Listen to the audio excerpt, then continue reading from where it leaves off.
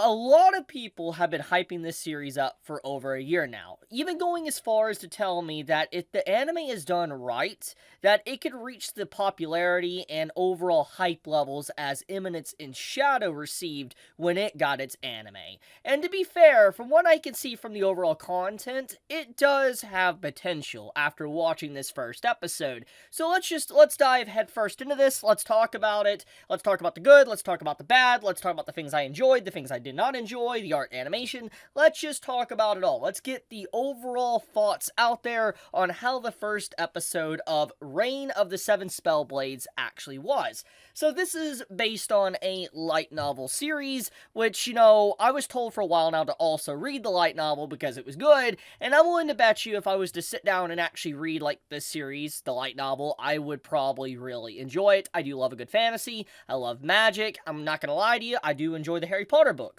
I grew up on those. I mean, I was one of those individuals that actually would wait in line to pick up a new Harry Potter book. I was that old. I'm that old, technically. I was literally waiting in line for a book at Walmart. I remember waiting in line at 12 at night in an actual queue. Crazy. It's honestly crazy just what a time period that was. But anyways, the point of the matter is I've always been a big fan of magic. And if I had to honestly put like a blanket summary over this anime, I would just say it's Harry Potter the anime. Obviously, there is a lot more going on here. There's a lot more depth to it than that.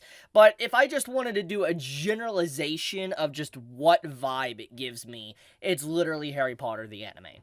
Now, with that out of the way, let's talk about the overall vibe I got with its introduction. So basically, the art and animation does look pretty clean. Like, for instance, you take a hard look at just this opening sequence, getting to see the color palettes, here, I'll play the brief sequence. It's very beautiful. I love the landscape. I love the way just the backgrounds pop. It really does look like a fantasy. It looks like you're in a magical world, seeing plants move around and talk. It really does give you that overall vibe, and I really appreciate that. That is definitely something that I think, is important for these type of stories to really immerse you in these worlds. So I do think that if there is one big point that was very positive, at least right at the start, was definitely just the overall immersion of the background, the art, and the colors. Very vibrant and magical. Now, besides this, we do need to talk about the overall direction of the story, of what's going on.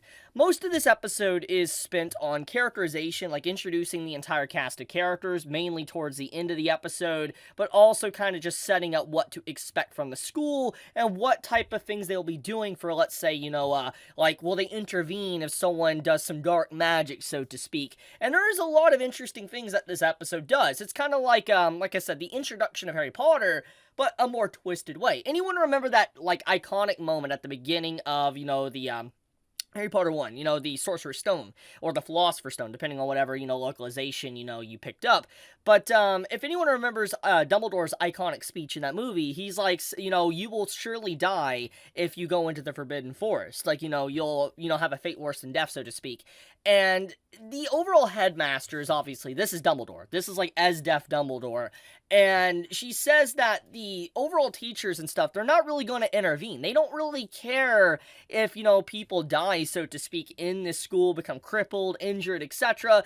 She literally says that 80% of their student body passes, and 20% end up literally dead or just crippled beyond repair. And that's a pretty high rate. Obviously, 80% is a lot, but when you really factor in probably hundreds or even thousands of people that are probably coming to this school for a magical education, 20% of students to straight up just become crippled or dying is pretty high. And it really just goes to show the overall, the staff of how they handle situations. They are a group of sorcerers or mages that are wanting the student body to be free. They want the students to experiment. They want the students to have new magic, etc., stand out. They don't, from what I can see, they don't really have any hard limitations. At least from what I could see here, is that the overall school is kind of implying that we don't care if you do, let's say, necromancy or the dark arts, summoning rituals, whatever. We don't care. Use spells on the other student body. We don't care. That's kind of what has been implied with this first episode, which kind of opens the door up for just a lot of, leeway for magic, which I think is very fascinating because it's a very different direction than I'm used to when it comes to magic within fantasy stories. Because I'm going to just give examples besides just Harry Potter. Let's think of just Elder Scrolls, okay? Elder Scrolls is a good example of this. Like, you have magic that's kind of regulated within the lore of Elder Scrolls, like necromancy, so to speak. You know, it's kind of forbidden to summon Daedra and all that. You know, there's always these, laws or rules that mages kind of abide by. And there's like this dark summoning arts and stuff that you shouldn't use, and it's always just like taboo, so to speak. You can learn it, but overall you shouldn't use it, and it's not permitted, so to speak, maybe on the school grounds or in a public setting, so to speak. So the fact that, this series, The Reign of the Seven Spellblades, is just so open about all this dark stuff is a pretty unique take. I will give it that. I do appreciate how they're not kind of forcing students to go down a certain path and not allow them to experiment with magic. It allows creativity and a lot of interesting things. So I do think that's pretty cool. Now, there is something I do want to talk about. I want to talk about this overall, troll situation that kind of happened at the beginning of this episode. I don't know how to feel about this, because so this girl, so to speak, she is someone that brings up the point that the trolls and stuff and all these fantasy creatures, they didn't ask, to be done like this, because all the land that humans currently take up was once these fantasy creatures' land.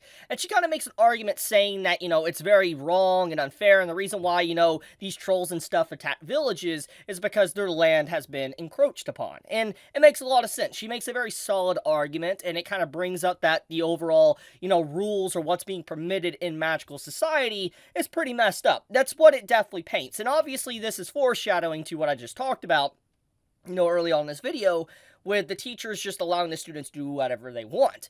But the point of the matter is that, it hints that she's a morally good character and she doesn't like what's going on, and she might be a character eventually that wants to change how the magic system works, so to speak. But after this brief confrontation, she's put in a position to where she's in front of this troll, and this troll is about to kill her, which, the way this scene is kind of set up, it sets up the fact that maybe she'll start to question, maybe, are they really innocent? Are they kind or good? All this type of things. And then also, the reason why she started running even into the troll, this is not really even talked about. And I mean, obviously, this has already been explained, as I already said in this video. It's clear that the teachers, they don't care to protect the students. They don't care if, there's magic used on each other. I mean, this definitely just speaks for itself, how a student was able to do this to a new student just in the middle of, the entire student body here. It shows that there is no care or, I guess, security, so to speak. I still wonder what the scene is going to represent for the character. Like, is she someone that is going to try to change the laws of the magic society to where it's more strict? Or, is she going to try to, make sure these magical creatures aren't done like how the troll is done? There's a lot of things. But, overall, it's a legitimately fascinating first episode. It's nothing to write home about, so to speak. I'm not going to say that this is like a Eminence of the Shadow level of entertaining or Overlord, etc. But I did enjoy what I watched. There is a lot of mystery and intrigue and setup, especially like this scene here. I liked it. But so far, as someone that is anime only, and I'm being unbiased as possible, I think it's okay. I don't think it's an incredible first episode. I don't think it's bad. I just don't think it's, mind-blowing. But obviously, it is the first episode, and usually there is the golden rule of anime: watch the first 3 episodes to determine if you want to continue watching it or not. And since this wasn't a colossally bad first episode, obviously I'm going to continue watching it. And I've been recommending this series quite a bit, so I do have some level of expectations for the story. I'm not letting that get in the way of, the anime and all that, my enjoyment. I do expect probably something crazy to happen that's going to blow everyone away, because this is a highly recommended series, at least in the light novel community, so I am certain it's probably going to do something that's going to just shock all of us. But I'm going to leave it at that. Thank you so much for watching. If you enjoyed this video and you enjoyed my first impressions of Reign of the Seven Spellblades, do let me know in the comments below. I do greatly appreciate it.